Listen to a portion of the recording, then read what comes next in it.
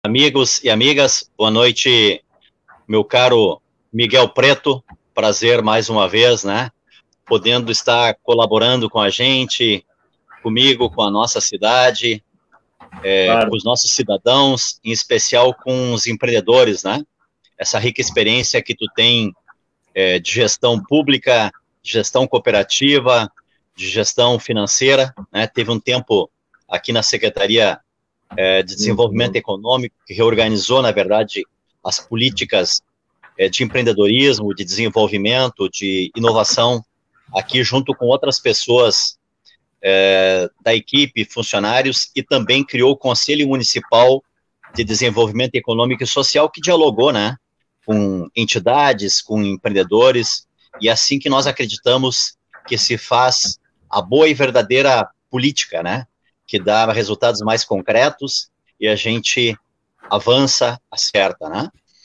Diante desta realidade que nós estamos vivendo, uma realidade diferente, uma realidade difícil, esta pandemia mundial, né, que contagia e que mata homens e mulheres de todas as idades. Nós nos unimos, né, a partir de março, fizemos esforços aqui, assim como outros partidos, outras bancadas fizeram. Só para terem uma ideia, nós já alcançamos aqui para a cidade mais de 700 mil reais em emendas, que foram no primeiro momento destinadas para a saúde, para o Hospital São Camilo, para a rede básica, para poder estruturar, fazer frente a esta guerra, né? Poder então equipar melhor os serviços, os profissionais, dar melhores condições, né? Mas nós também vivemos uma realidade muito difícil dos empreendedores, né? Em especial dos pequenos, médios, está difícil para todo mundo, né? Por isso que tem o abono aí, né, que seria de 200, felizmente é de 600 reais, né? Que ele apoia, né, o desempregado, o autônomo, né? Aquelas pessoas que estão sem renda. Mas nós também precisamos de apoio para os empreendedores. Nós vivemos uma realidade onde já muitos, desde março, de abril, passamos já maio, estamos em junho, muitos já não conseguiram manter o pagamento do aluguel, manter os empregos, né? Manter os salários, manter a sua atividade econômica, né? Seja o profissional liberal, seja o comércio, claro, seja os prestadores de serviço, enfim. Esta realidade, ela precisa também ser enfrentada e ser analisada com profundidade que é necessário, né? Em outros momentos, né, Miguel Preto, nós tínhamos os recursos com mais facilidade, com menos exigências, né? Seja o microcrédito, os programas do governo federal, né, através da Caixa, do Banco do Brasil. Mas hoje é uma exigência impressionante, né? Hoje parece que o governo federal, que os bancos públicos, eles não querem emprestar. Dos 40 bi que foram anunciados final de março, início de abril, 40 bilhões para apoio à folha de pagamento, para manter os empregos. É isso que nós estamos falando. Manter o negócio, mas manter os empregos.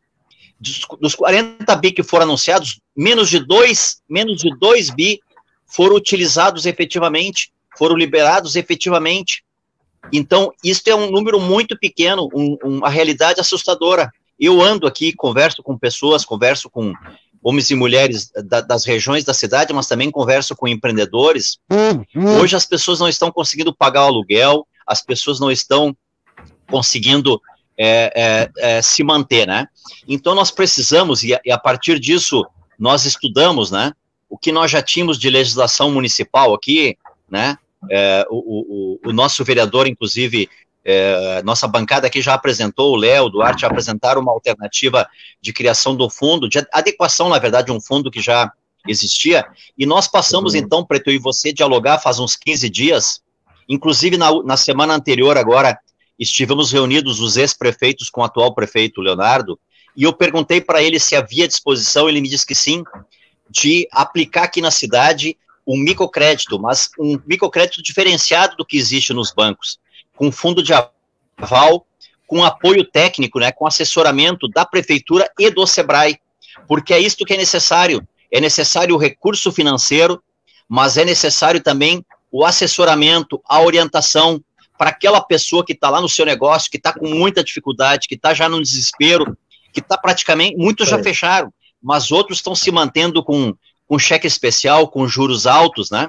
Porque hoje, além da dificuldade de emprestar, os juros estão exorbitantes, as exigências estão impressionantes, parece que não querem liberar os recursos e não tem carência.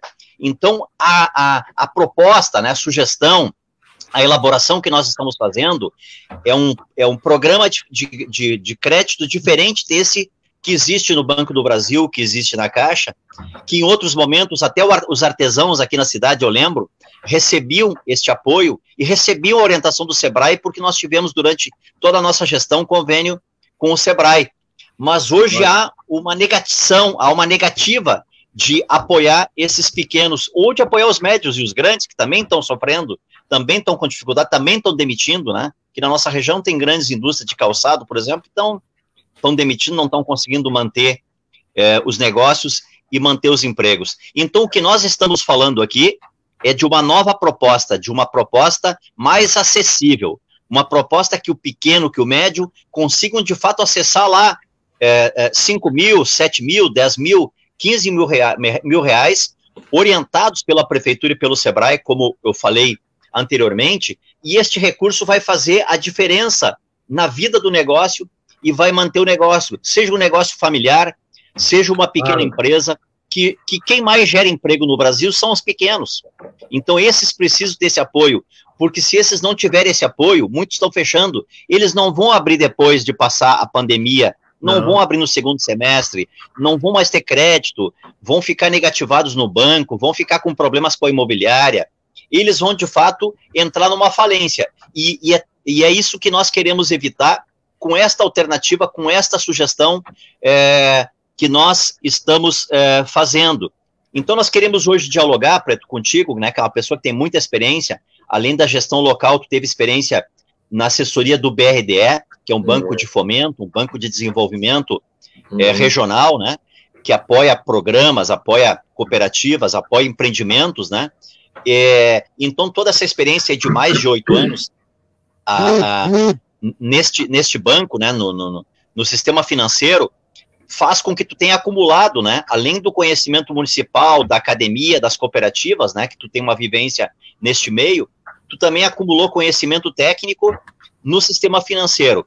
Então, nós precisamos, de fato, estar abertos, nós precisamos, de fato, estarmos aqui solidários com a cidade, com a gestão, em especial com os empreendedores que precisam do nosso incentivo, precisam do nosso apoio, que precisam ter esperança. Mas se eles não tiverem um assessoramento técnico e não tiverem recurso, eles estão perdendo a esperança, perdendo o negócio e perdendo efetivamente uma perspectiva de vida, né? De vida saudável, de ter o seu negócio, de ter o seu ganha-pão, de ter a sua renda, né? E mais pessoas, todos nós cidadãos, vimos a fila na Caixa Federal, as filas que começavam antes da meia-noite e passavam toda a noite, todo dia na Caixa. Nós não precisamos aumentar essa fila, nós não queremos que aumente essa fila, nós queremos que as pessoas tenham emprego, nós queremos que as pessoas tenham renda, nós queremos que os negócios possam se manter e que esta realidade a gente possa apoiá-los para eles superarem.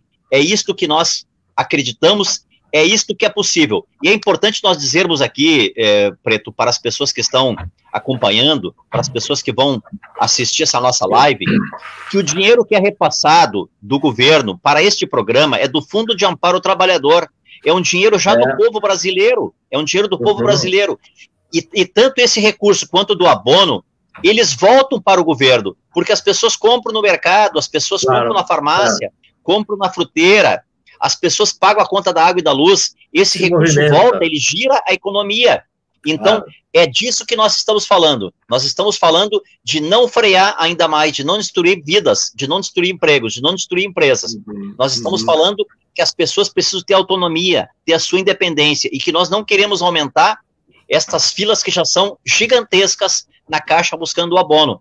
Nós acreditamos e temos convicção de que o Congresso, de que o governo federal deve manter o abono, mas que devemos ter o movimento dos municípios para termos crédito diferenciado e alternativo. Queria então te ouvir, Miguel Preto, dentro dessa tua experiência toda aí, poder então falar para a gente sobre estas alternativas, estes programas que eu anunciei aqui. A palavra está contigo. Bom, obrigado, Gilmar.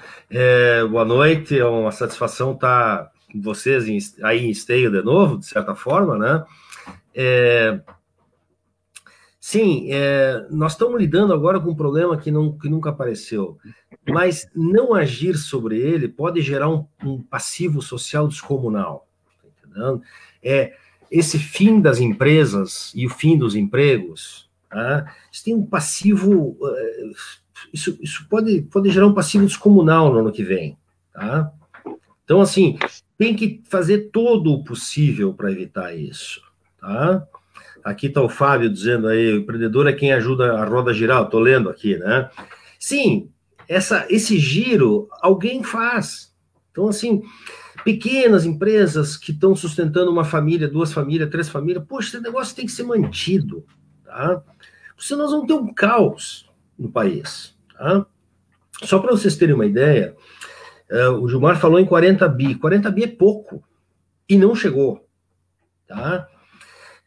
Na Alemanha, na França, na Espanha, o Trump, do país, considerado o país mais liberal do mundo, publicou agora, 30 dias atrás, aí, um decreto, uma coisa do gênero, liberando 2,2 trilhões de dólares.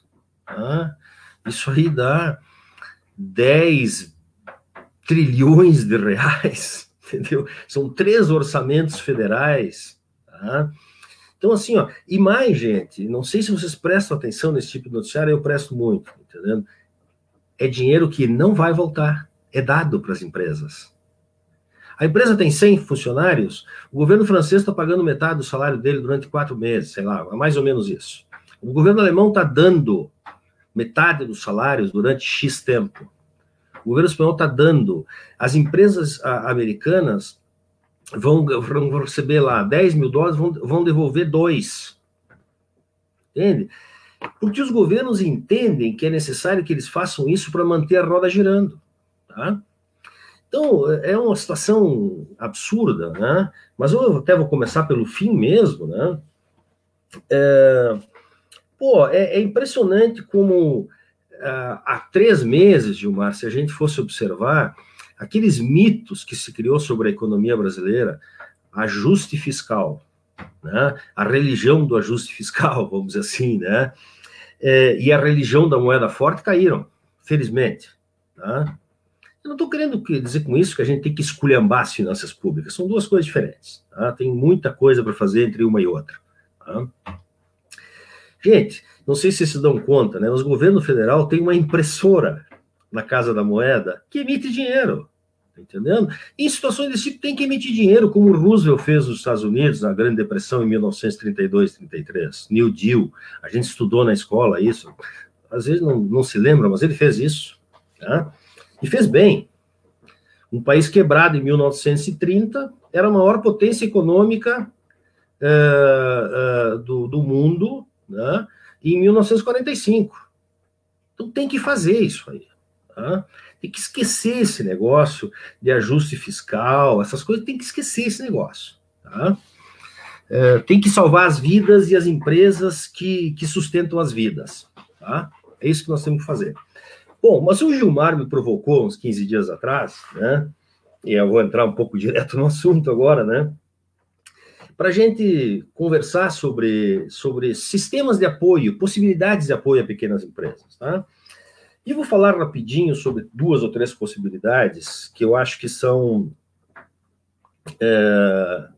mais importantes. E uma coisa curiosa, gente, elas faziam parte da agenda pública no início, a partir do início dos anos 90, vamos dizer, elas fizeram parte da agenda pública, né? Tanto é que o Gilmar relatou muito bem, foi uma situação particular de Esteio, né? Esteio deve ter sido o primeiro município do Rio Grande do Sul a ter Conselho Municipal de Desenvolvimento Econômico, feito a partir de um grande acordo, me lembro muito bem, longas reuniões, negociações entre a Associação dos Jovens Empresários, né, um pouco de desconfiança nisso e tal, um governo do PT e do PSB. No fim, nós emplacamos lá um Conselho Municipal de Desenvolvimento Econômico, nós chegamos a deixar engatilhado um Fundo Municipal de Desenvolvimento Econômico, nós começamos a tratar com a Unicinos a possibilidade de fazer um acordo operacional tipo esse que o Sebrae tem, né? E, Gilmar, eu comecei a lidar com crédito em esteio no Proger. Cabia a mim, né, como secretário de Desenvolvimento Econômico, ser o chefe do Proger, vamos dizer assim, né? O Sig está fazendo uma pergunta aí, nós vamos tentar responder. Coordenar o projeto com outras lideranças, né, Preto? Isso, sim. Eu era o titular da secretaria, então eu coordenava, vamos dizer assim, mas era um grupo de pessoas que agia no projeto, vamos dizer assim, né? Tinha uma função que era típica do secretário, só isso, né? E a partir de então, depois eu fui fazer mestrado, depois fiz doutorado, e sempre relacionado a esse assunto do crédito, e esses 8 anos do BRDE, o BRDE é uma instituição financeira incomum, é totalmente particular, é um banco de desenvolvimento, tem isso marcado, tá? Então se fez muita coisa interessante do ponto de vista de auxiliar pequenos, tá? Mas eu vou falar então assim, ó, nós criamos, eu participei disso, né? Foi no governo Olívio Dutra, no governo do estado, um programa chamado Programa de Extensão Empresarial. Nós fomos, o prefeito Vanderlan Vasconcelos, da época, foi uma equipe da CDL, a CI, nós fomos para Rafaela, na Argentina, em 97, conhecemos um modelo que tinha sido um dos primeiros da América Latina, né, que é um programa de extensão empresarial. Nós tinha poucas condições de fazer na época no município, mas o governo do estado acabou fazendo. Durante a gestão do governo Olívio Dutra, foram 12 mil empresas beneficiadas, e eu trabalhava no BRDE e eu sabia de uma coisa, Gilmar, que era uma coisa muito interessante. As empresas que tinham passado por dentro do programa de extensão empresarial, vamos dizer assim, a imensa maioria delas conseguia acesso a crédito depois. Elas tinham sido apoiadas, estruturadas, ajustadas, vamos dizer assim, né, de forma a que quando elas chegavam no banco, o banco queria financiar elas. Tá? Eram pequenas empresas, marcenaria, tornearia, serralheria, pequenas empresas de serviços, é disso que nós estamos falando. Tá? Pequenas empresas de calçados, foram 20 e tantos núcleos regionais aí, né? O programa de extensão empresarial funcionou muito, muito, muito bem. Tanto é que continuou depois que trocou o governo. Tá? Isso é uma coisa importante de entender. O secretário do governo Rigoto era Luiz Roberto Ponte, secretário de Desenvolvimento. O Luiz Roberto Ponte manteve o programa durante um tempo. Aí tem as prioridades do governo, mas foi um programa que foi mantido. Depois caiu, foi retomado no governo Tarso, com outro formato, era programa de extensão empresarial e inovação, tá?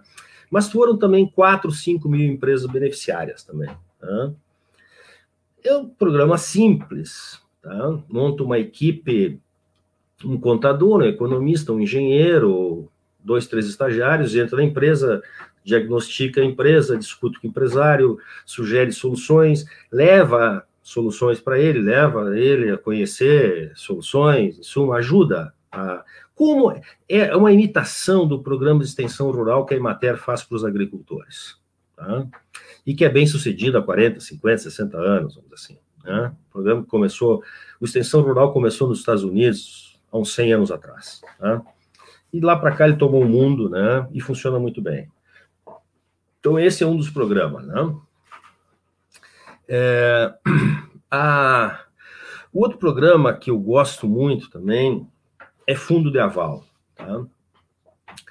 Fundo de Aval é muito interessante para pequeno empresário, gente. Pequeno empresário, às vezes, tem lá, ela está organizada, é uma MEI, tá? Microempresa individual, tá? Tá tudo direitinho, mas ele não tem garantias.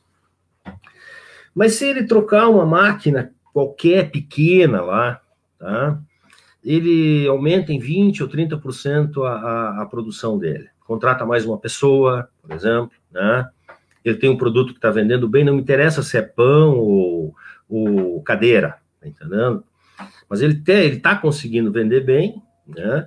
Mas ele precisa de uma ferramenta lá que custa 10 mil reais e que ele, se conseguisse os 10 mil reais, ele pagaria em 6 ou 7 meses esse valor, inclusive. É muito rápido, às vezes, para pagar, tá? Que é a questão da oportunidade ali, né? Mas ele não tem nenhuma garantia. E ele é de uma família pobre, o pai e a mãe também não tem garantia para dar para ele, que seja, tá entendendo? O que o Fundaval faz? Garante a operação para ele, tá entendendo? Né? O que eu digo assim, ó, o fundo de aval é, para mim, tão importante quanto aquelas rampas para cadeirantes nas calçadas foram, uns 20 anos atrás, começou esse movimento de fazer as rampas de acesso. Né? O cara vinha até ali ele tinha um meio fio de 30, 40 centímetros, ele não conseguia mais, tá entendendo? Só que se ele for para cima, ele consegue de novo, tá entendendo? Então, o fundo de aval é uma rampa de acesso, tá? É bem esse sentido da rampa de acesso, assim. Olha, nós vamos fazer o seguinte, ajeita aqui, ajeita lá, nós conseguimos financiar a máquina, paga, o fundo de aval retorna o dinheiro do fundo de aval e vai de novo para outro, que seja, né? Então, o fundo de aval é garantia de acesso. Porque o sistema financeiro, ele restringe o acesso, mesmo que seja com linhas públicas, Gilmar, tá? Ele tem receios, tá? O sistema financeiro brasileiro é muito rígido, por um lado é bom, nós não quebramos na crise de 2008, porque o sistema financeiro é muito bem estruturado e muito bem fiscalizado, tá? Mas tem esses inconvenientes, né? Como é que eu começo uma empresa nova, por mais que eu tenha um bom projeto e um bom trabalho, vamos dizer assim, e eu tenho que apresentar retrospectiva de 3 anos e garantias reais? Eu não tenho, gente. Então, eu acho que fundo de aval é uma ferramenta super interessante, em geral, e fundo de aval tem uma facilidade, Gilmar. Há 3 ou 4 modelos para copiar, prontos, tá? Há inclusive o do Sebrae, o FAMP, Fundo de Aval para Micro e Pequenas Empresas, tá? Está operando há anos no Brasil. Coloca lá 100 mil reais num fundo desses, financia 500, mais ou menos 1 para 5, é o que o pessoal aceita aí, tá? Não avaliza tudo, tá? Mas aumenta bastante o acesso a crédito. Aumenta bastante, tá? E uma terceira questão, que eu acho importante também de pautar, se chama microcrédito, né? O microcrédito tem uma origem mais recente do que essas ferramentas aí que eu estou falando, o Extensão Empresarial Fundo de Aval. Começou em Bangladesh, com aquele banqueiro dos pobres, que depois foi Prêmio Nobel da Economia, e o Muhammad Yunus, ele se deu conta. Ele passava, a história é bem simples, é bem interessante. Ele é um professor universitário, formado em Londres, tinha voltado para Bangladesh e tal, e ele passava numa vilazinha muito, muito, muito pobre do lado da faculdade. E ficava intrigado com aquilo, e incomodado com aquilo e tal, né? Um dia ele parou, foi lá e perguntou, investigar por que eles eram tão pobres, né? E juntou o pessoal lá, eles eram artesãos e tal, e eles tinham um problema, eles se financiavam com um agiota, com taxas de juros altíssimas. E eu me lembro bem, quem for ler o livro do Banqueiro dos Pobres, do Muhammad Yunus, vai encontrar o valor, tá? $20 era o valor que eles precisavam para sair do agiota. O Muhammad Yunus puxou do salário dele e botou ali. E as prestações eram diárias, porque eles faziam cestos e vendiam cestos, faziam cestos e vendiam cestos, tá? E isso começou o maior banco, hoje é o maior banco de Bangladesh, o Grameen Bank, sei lá, metade da população de Bangladesh saiu da pobreza por causa desse banco, e a ONU, o Banco Mundial, todas as organizações internacionais adotaram o modelo do microcrédito. Ele é muito simples de fazer, tá? Quantidades muito pequenas de recursos. Se for capital de giro, assim, vamos dizer assim, se for capital de giro e o microempresário é um padeiro, ele gira diariamente. Então, quer dizer, o prazo pode ser 1 semana, entendendo? Pega dinheiro hoje com juros baixíssimos, perto dos atuais, né? Aliás, uma coisa interessante que o pessoal em casa grave bem, gente. A taxa de juro de longo prazo no Brasil hoje está 3% ao ano. 3% ao ano. 3% ao ano, gente. Tá? Então, o Gilmar lembrava bem, a maioria dessas linhas que apoiam empresas, tá? A maioria dessas linhas que apoiam empresas, o dinheiro delas vem do Fundo de Amparo ao Trabalhador, tá? Que é aquele descontinho lá do FAT na folha de pagamento, tá? Que todo mundo que tem carteira assinada paga, tá? Que é emprestado ao Banco do Brasil, ao BNDES, para fazer essas linhas de investimento. E o governo paga ao FAT 3% ao ano. Então, tem que fazer algo próximo de 3% ao ano, tá? Então, eu queria falar rapidamente sobre isso, eu vou fazer um breve encerramento aqui, tá? Isso, depois tu volta. Tá, eu só queria fazer uma chamada para as pessoas, tá? É assim, ó, tem que discutir o papel do Estado, tem que acabar com esse debate sobre ajuste fiscal, tá entendendo? O Estado é para gastar, tá? Não é porque é para arrebentar o Estado, mas ele tem que gastar para manter a sociedade operando, tá? E uma outra coisa, gente, está na hora de a gente discutir reforma tributária no Brasil, tá? Não dá mais, gente. Desde que se instituiu a Lei Candir, por exemplo, em 1996 ou 97, a renda dos municípios, a receita dos municípios e dos estados cai. Entendeu? Então, assim, como é que o Estado vai apoiar os pequenos empreendimentos, que é o que tem que fazer, tá entendendo? Se não, né, o caso do Rio Grande do Sul é muito particular, aí a situação não é simples, tá? E se os órgãos municipais e estaduais não têm mais receita? Um levantamento da Zero Hora, eu acho que foi durante o governo Sartori, dizia que se o governo federal pagasse tudo que devia ao Rio Grande do Sul por conta da Lei Candir, o Rio Grande do Sul não tinha mais dívida. Então tem que entrar essa reforma, a discussão da reforma tributária. Por que enormes empresas têm isenções fiscais, gente? Sabe? Aí alguém me pergunta assim, pois é, e o ministro Paulo Guedes disse que os pequenos empresários vão dar prejuízo. Poxa, mas é o mesmo ministro que diz que o governo vai comprar parte da Gol e da Azul, das aéreas, para que elas não quebrem. Então, tem que olhar de novo. É uma super contradição. Então, assim, tem que distribuir dinheiro agora, sim, gente. No meu entendimento, tem que fazer como os países do primeiro mundo estão fazendo. Estão dando dinheiro às empresas. Parcial ou totalmente. Obrigado por essa primeira parte, Preto. Nós observa alguns comentários e algumas perguntas, depois eu te passo a palavra de novo, mas nós acreditamos, né, e esse é um debate importante, acreditamos que é importante ouvir as diferentes opiniões, né, que é importante dialogar com as diferentes opiniões para aperfeiçoar esse projeto e para que ele, de fato, possa ser concretizado, possa existir.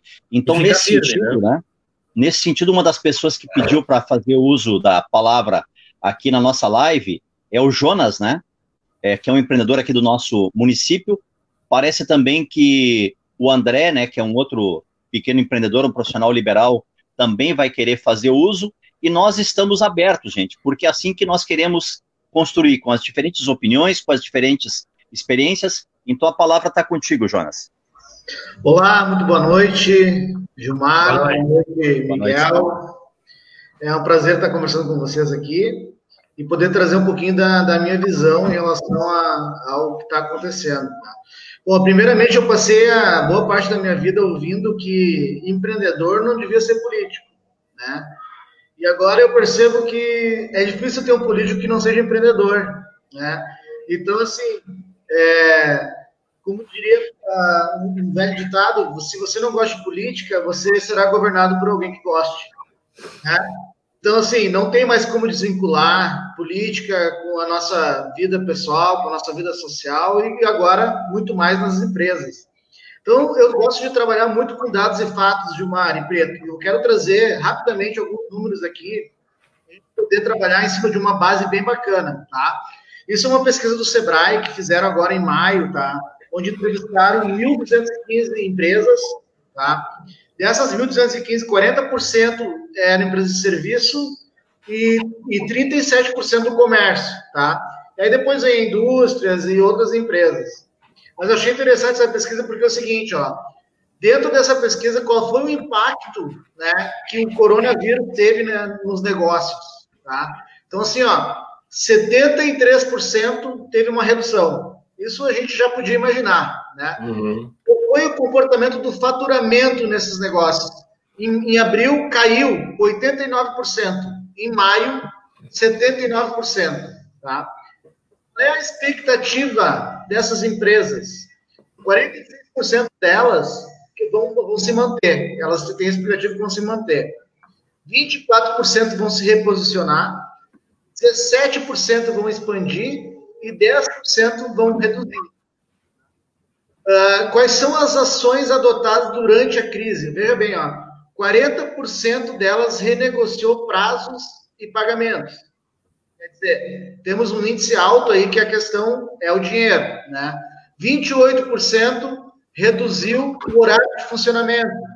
27% deu férias. 25% renegociou o financiamento existente. E apenas 24% das empresas optou para vendas online. Quais são as necessidades dessas empresas? Olha só que interessante, 59% das empresas, e aí são todas, tá? Comércio, indústria, serviço, capital de giro. 40% das empresas, isenção de impostos e taxas. Alternativa para diversificar produtos e serviços. 29% carência de pagamento. 23% carência de pagamento de fornecedores e apenas 19% orientação sobre finanças, adequação, enfim. O que nos remete a isso? É óbvio que todas as empresas e todo empreendedor deveria constantemente estar buscando consultoria, estar buscando apoio técnico, estar buscando conhecimento, né? Mas percebe-se que dentro de um contexto que estamos agora, não adianta eu oferecer somente consultoria para uma empresa, né? Porque muitas vezes esse mesmo empresário que vai receber a consultoria, ele não vai ter nem condições de aplicar o que ele está aprendendo, né? Então, nesse sentido que eu tenho discutido bastante, assim, no modo saudável de dizer, eu acredito que toda consultoria deve ser mantida, as ofertas, mas elas têm que estar ligadas a um crédito, né? Nem que seja assim, ó, para você receber o crédito, você tem que fazer a consultoria, né? Por quê? Porque a chance dele devolver aquele dinheiro é maior, e a chance, né? E a chance dele ter sucesso naquilo que ele vai se propor também é maior. Mas é necessário... Verdade. Porque assim, ó, eu quero fazer venda online. Gente, para fazer venda online, eu preciso de duas coisas, Gilmar e Preto. Primeiro, eu preciso estar preparado para vender online. Segundo, eu preciso estar preparado para atender a demanda que vai vir, né? Então, não adianta eu só ofertar meu produto online e eu não conseguir depois atender ele, né? Então, assim, eu acho que isso está faltando nas ofertas que eu tenho visto, né? E a minha dica maior hoje seria oferecer um crédito para as empresas aliado a uma consultoria primeiro, para ele definir o que ele vai fazer com o dinheiro, né? Correto. Para que ele possa rapidamente virar a chave e poder depois, num futuro próximo, devolver esse dinheiro. E, Gilmar, mais uma informação importante aqui, ó. Quais empresas que buscaram, né, crédito nesse período, tá? 64% das empresas que buscaram crédito nesse período não conseguiram. As 36% das que conseguiram passar pela primeira fase, o primeiro filtro, né? Apenas 24% conseguiram efetivar o empréstimo. As outras, 39% está em análise, tá? ou 37% foi negado. E por que foi negado? Falta de garantia. Gente, microempreendedor, né? O cara está começando, ou ele está numa situação de oportunidade, que nem a gente falou, ou por necessidade, ele não tem garantia. A garantia que ele tem é o trabalho dele, né? Uhum. E como é que eu sei que o trabalho dele é bom? Aí entra a consultoria, vou lá, vou fazer uma avaliação. Isso tem condições de avaliar, tá certo. Exatamente, olha, eu vou medir o risco do negócio dele, né? Aí eu, com base no risco do negócio dele, eu vou dizer, não, em vez de tu pegar 30 mil, tu vai pegar 10 mil, porque o teu risco é alto, né? E assim vai. E olha só que interessante, os outros 25% dessas empresas que não pegaram o empréstimo é porque a taxa de juros era muito alta. Pois é. Né? Então, assim, ó, qual é a lógica de eu te dizer assim, ó, Gilmar, eu vou te prestar o dinheiro, tá? Mas tu tem que me garantir que o meu dinheiro vale o dobro que o teu, tá? E ainda por cima eu vou te cobrar uma taxa de juros que eu sei que tu não pode pagar. Não faz muito sentido, sabe?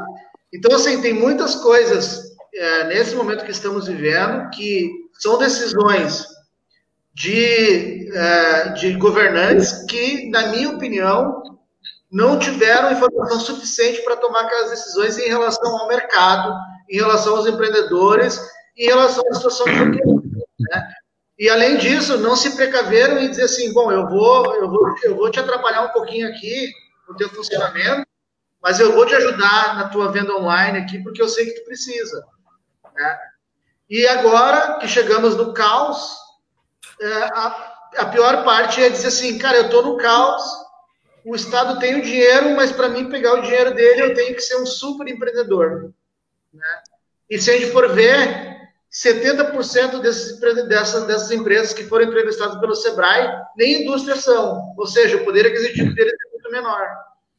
Então, assim, não tem muito sentido, né? As propostas que estão sendo feitas, é necessário uma avaliação aí, e eu acho que seria o mais interessante que esses governantes fizessem, de fato, uma pesquisa de campo, né? Assim como o Sebrae fez, daí cada município fazia o seu, e identificar, né? Como que eu posso ajudar? Será que é dar dinheiro ou pagar o aluguel do cara? Será que é dar dinheiro ou dar um investimento para ele fazer mais? Qual é o problema real, né? Qual é o problema real que está afetando? Qual é o problema, entendeu? Uhum. Porque, assim, a gente sabe que muitos empreendedores têm dificuldade de fazer gestão financeira. Então, talvez não seja o melhor momento de emprestar dinheiro para ele. Mas sim de dar um outro requisito que ele precise, né? Que ele precisa atender naquele momento. E muitos... De acordo. Oi? Não, de acordo, isso é importantíssimo. Fundamental, inclusive. Muitos empreendedores não procuram ajuda do Sebrae, tá? Porque acham que é muito burocrático, né? E que não vai ter um retorno imediato. A gente sabe que não é bem assim, né? A gente sabe que o Sebrae ajuda, sim, de forma muito bacana, a vários empreendedores. Só que, assim, ó, o imediato agora é financiar o cara de alguma forma. Falei, ou emprestando dinheiro ou emprestando alguma habilidade que ele não tem agora. Mas uma consultoria de longo prazo, acredito que não seja o melhor momento. Sim.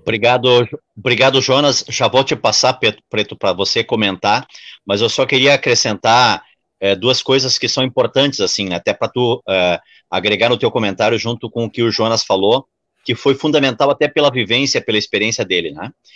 Queria que tu comentasse, Preto, a taxa de inadimplência nessas experiências onde existe fundo de aval, né? Porque, na verdade, é um processo cooperativo, né?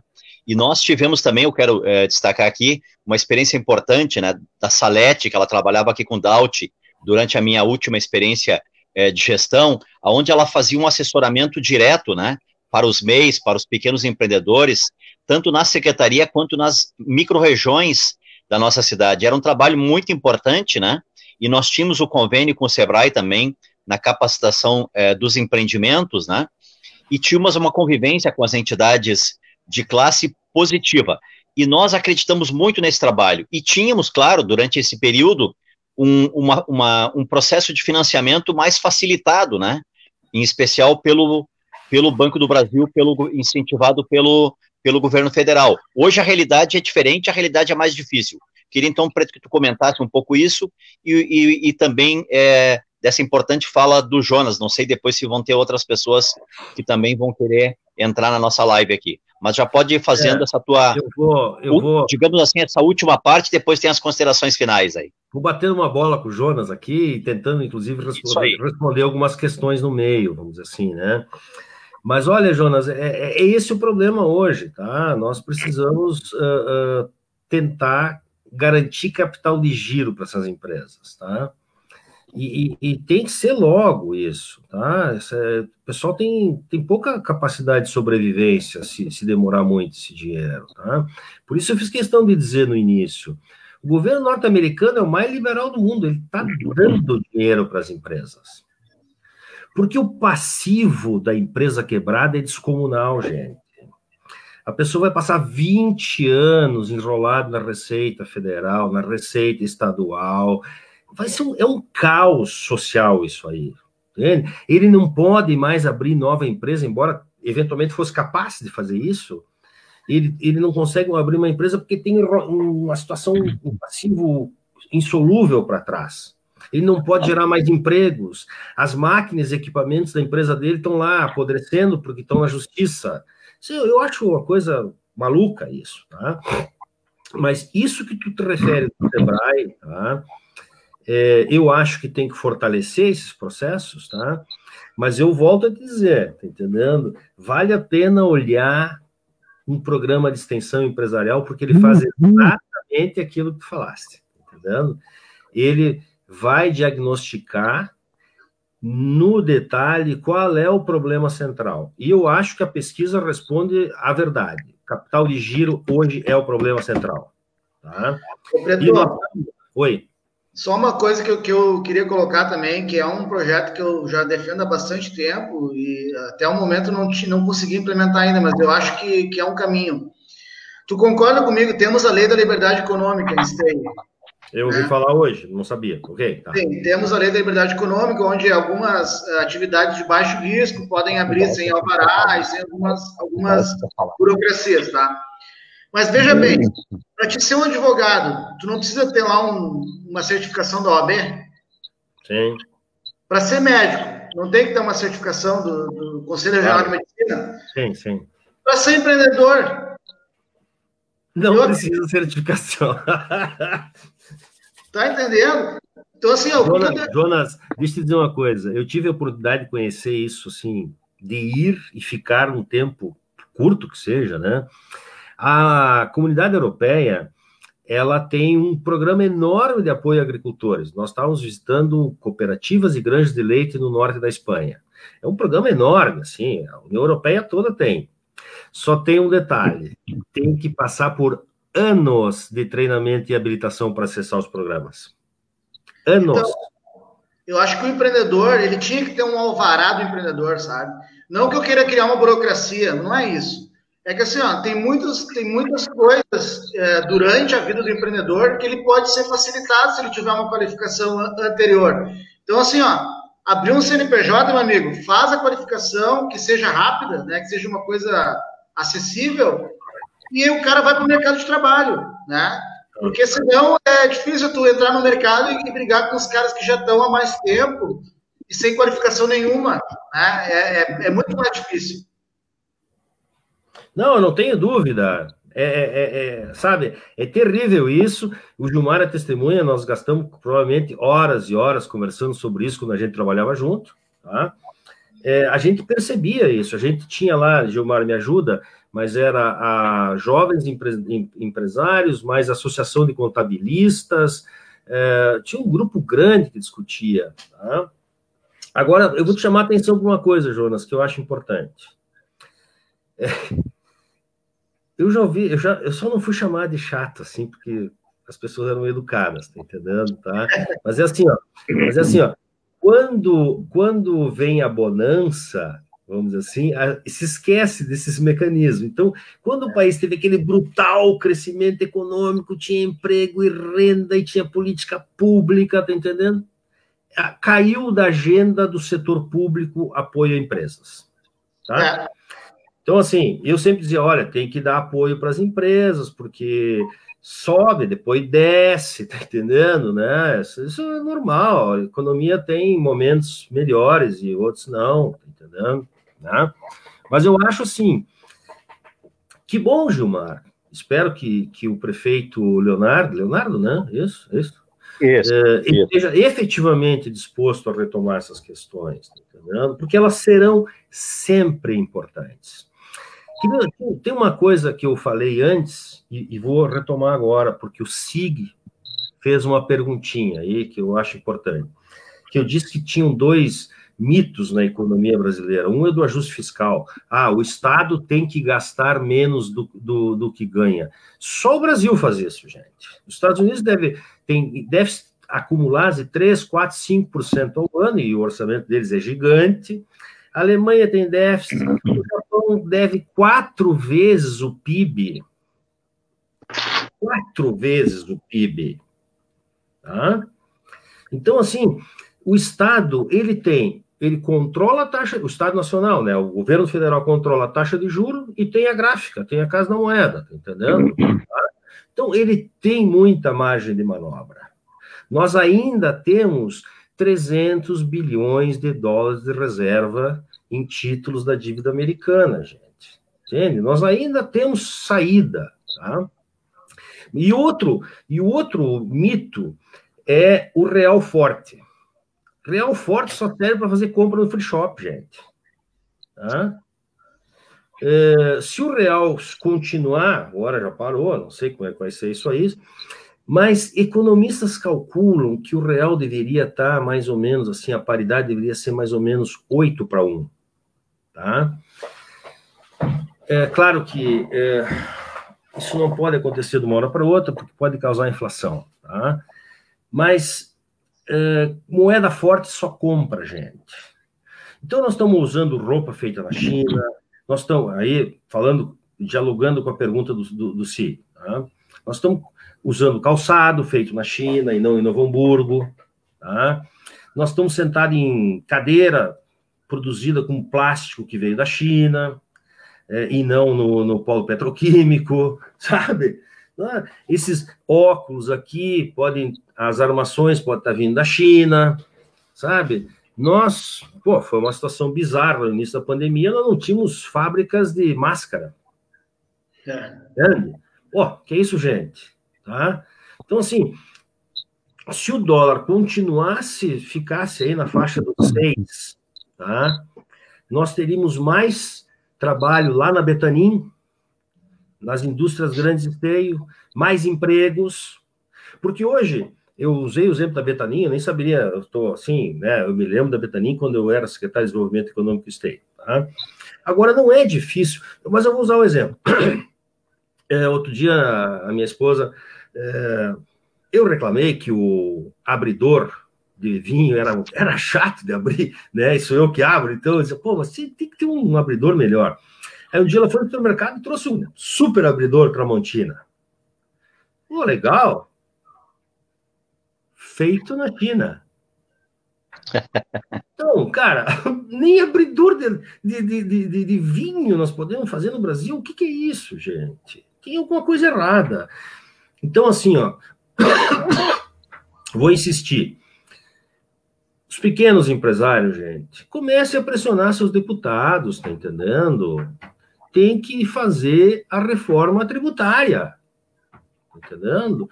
Porque não dá para grande empresa ser isenta e pequenos e médios empresários não ter isenção e sistemas de apoio. Não dá para ter isso. Teria que revogar a Lei Candir, tá? E uma coisa que eu acho que pode entrar na agenda de vocês também, é cooperativismo de crédito. Tá? Ainda tem, vejam bem, taxa de juros de longo prazo é 3% ao ano. Eu vou fazer de novo o sinalzinho, eu não sei onde é que eu acho a minha câmera aqui. 3% ao ano. Tá? E então, as pessoas pagam 10 no cheque especial. As pessoas estão pagando 10 no cheque especial, 10, 12. Eu sei disso pelo seguinte, eu estou agora, nesse momento, acabei de terminar uma captação de recursos para 2 pequenas cooperativas de agricultores, tá? E O sistema Cressol está emprestando recurso seu para capital de giro, Jonas, tá? Recurso seu para capital de giro, não de linha pública, tá? A menos de 1% ao mês. Simples, rápido, 0,8% ao mês, 0,9% ao mês. Tem aí taxa administrativa, custo de pessoal, né? Tem gente que tem que fazer, tem que pagar salário. Mas veja bem, nós estamos chegando no máximo a 20% ao ano, tá? Para capital de giro, tá? Para capital de giro, que é o dinheiro mais caro que existe. Então, eu acho que tem que entrar na agenda dos empresários aí, tá? Ô, Pedro, por que que o ProAmp, que é uma linha, que é um crédito aí com aval público, né, do governo federal, que a princípio não precisaria ter nenhum tipo de garantia por parte do empreendedor, por que que esse dinheiro já está liberado e ele não chega nos bancos? Eles não regulamentaram ainda, Jonas. Eles não regulamentaram, estão regulamentando esta semana. Pois é, eu ia dizer o seguinte, foi recém-lançada, pode não estar regulamentado. A segunda Eles estão regulamentando agora. A segunda questão, Jonas, é o seguinte, eu vou ter que usar minhas mãos aqui para tentar explicar como é que funciona, porque é para ser simples, tá? Depende a forma como é regulamentada. Porque se o governo pega e diz, vou botar 100 milhões de reais no Banco do Brasil, na Superintendência do Rio Grande do Sul, para ele emprestar, daí ele faz... e esse dinheiro for contratado com o Banco do Brasil para ter que voltar, já caímos todos no mesmo assunto, tá entendendo? Sim. Ou é Tesouro Nacional, risco do Tesouro Nacional, tá? O banco empresta. Não, mas esse é risco do Tesouro Nacional. Bom, vamos ver então o que vai acontecer, porque isso é bom, parece bom. Parece, eu tô assim, eu fiquei sabendo dela semana passada, é a segunda pessoa que cita para mim, e o Gilmar já disse, está regulamentando. Se for risco do Tesouro Nacional, tem chances de ter acesso mais simplificado, tá? É que, infelizmente, entre o anúncio, Preto e Jonas, eu não sei se o Daut está na sala, o nosso ex-secretário está na sala, ele vai querer também fazer um comentário. Tá. Porque, assim, ó, infelizmente, Jonas, e as pessoas que estão nos escutando sabem disso, em especial os empreendedores, entre o anúncio de um programa lá em março, início de abril, muitos não estão regulamentados até hoje, e se a pessoa vai no banco, não está liberado, entendeu? Infelizmente, essa é a realidade que a gente está vivendo, uma realidade muito diferente do que é anunciado na TV, do que é anunciado pelos ministros, do que a vida real. Vamos ouvir o Daut, então, para compartilhar um pouco com a gente esta última etapa da nossa live aqui.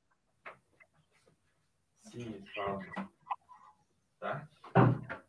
Não. Precisa de dois dias.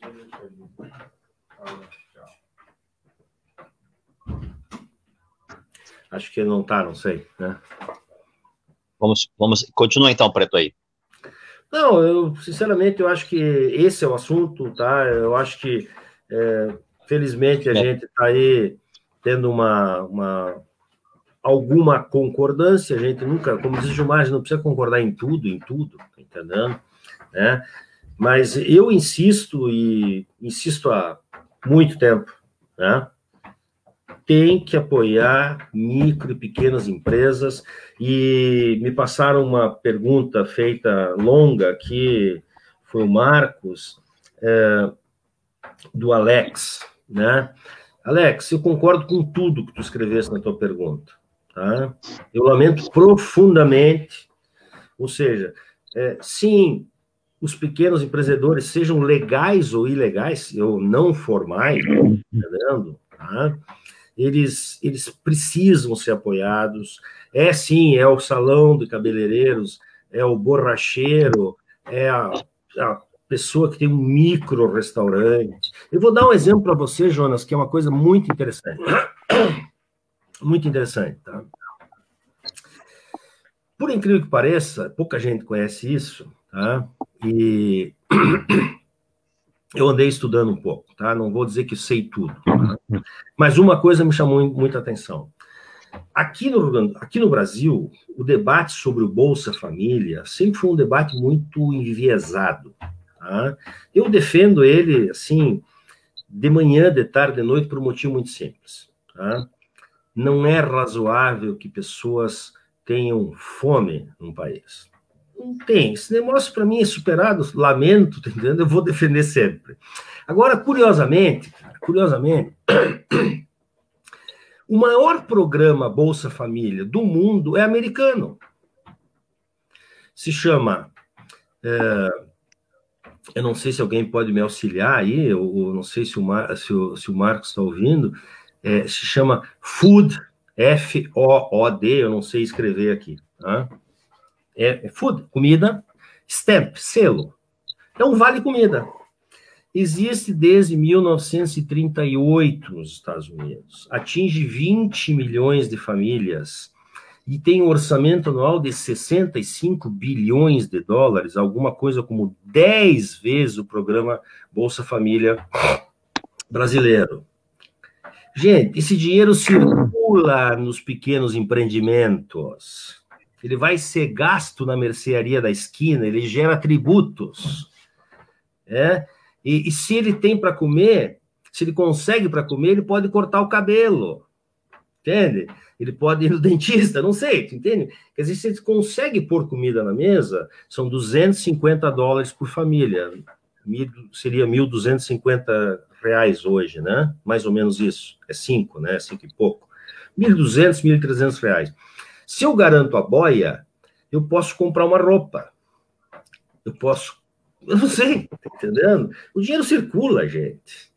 O governo americano faz isso há 80 anos. E não é o único programa de auxílio, tá? Lá eles apoiam pequenas empresas também. E apoiam firme, pesado e sempre. Então, isso tem que fazer. Ô, Preto, sabe que uma vez eu, conversando com um prefeito, não vou citar nomes aqui, eu ouvi ele dizer assim, ó, olha, o poder público, ele não tem um compromisso direto com os pequenos empreendedores, ele tem um compromisso apenas de criar um cenário favorável. Pode até ser que algum tempo atrás isso fosse uma situação viável, mas a verdade é que hoje não é. Hoje o governo municipal, estadual, federal, precisam sim intervir de forma positiva para que os pequenos e médios empreendedores, os microempreendedores, sobrevivam. Tem que ter sobrevida. É isso aí. Verdade, Jonas. E por o próximo possam gerar mais renda e produtividade para o Estado. É isso aí. O Daut entrou na sala aí, vamos passar então para o Daut, depois nós vamos para o encerramento aí, para as conclusões aí. Fala, Daut. Boa noite, Gilmar. Boa noite. Abraço, Daut. Aos demais, eu cumprimento. Gilmar, eu na realidade, eu devia só estar aqui escutando, aprendendo com o Preto, com vocês aí, com o Lô, né? Mas, na realidade, fica à vontade. Às vezes a gente precisa lembrar alguns fatos, né? O processo que foi feito no município de Esteio, nas suas 2 últimas gestões aí, se chamava Venha Crescer com Esteio. E ele foi todo evidenciado no seu trabalho.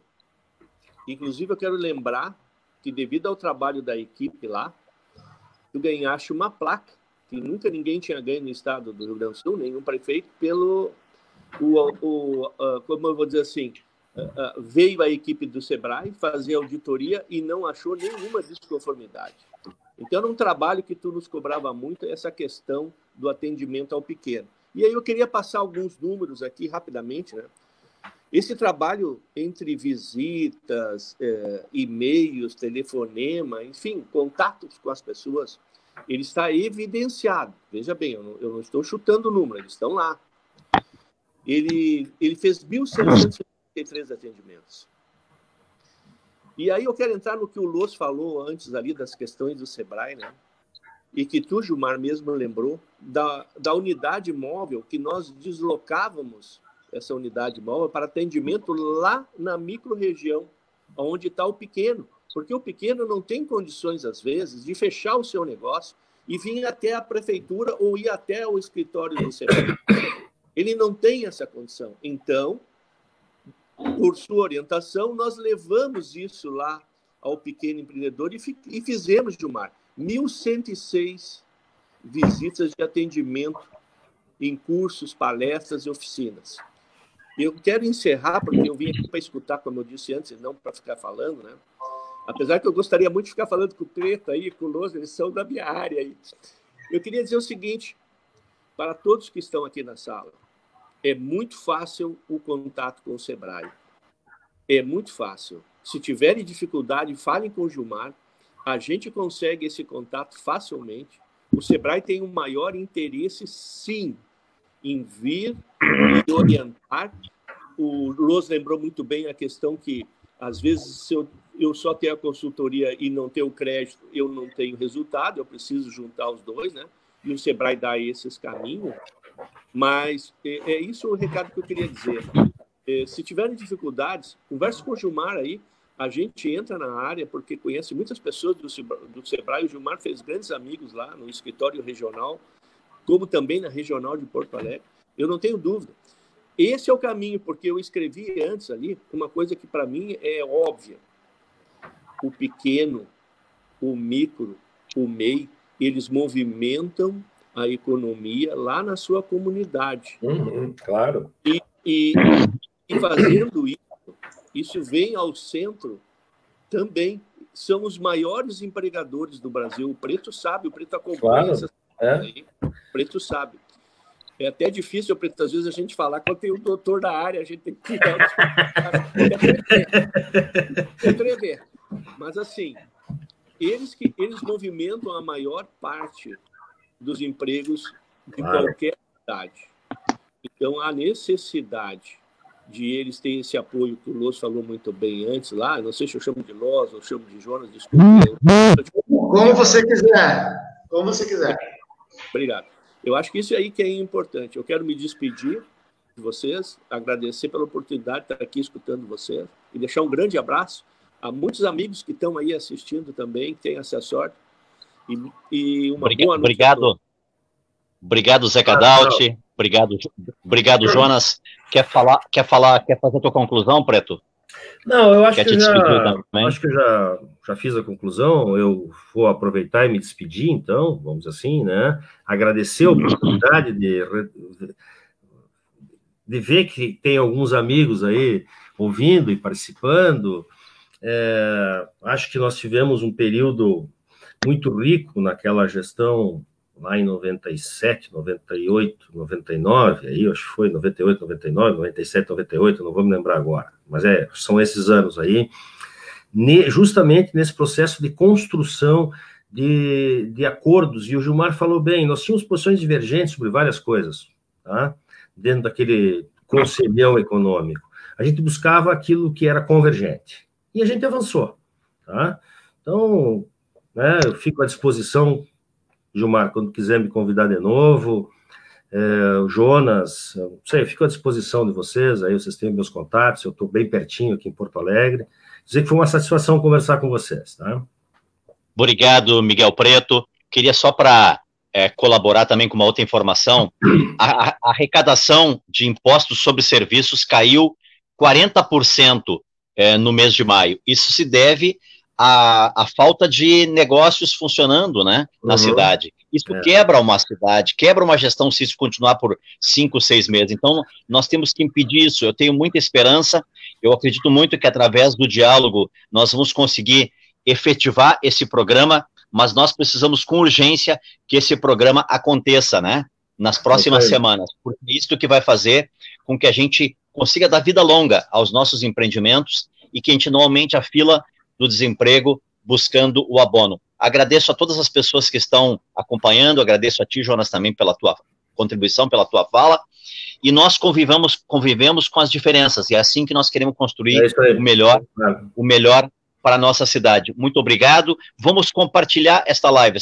tem muitas informações importantes, positivas, as preocupações, né, de todos nós, com os nossos empreendimentos, com a nossa cidade. Vamos multiplicar, porque são boas informações, boas sugestões que nós precisamos para a gente poder manter a fé e a esperança no trabalho e na renda. Muito obrigado a cada um e a cada uma de vocês. Boa noite. Obrigado. Obrigado, boa noite.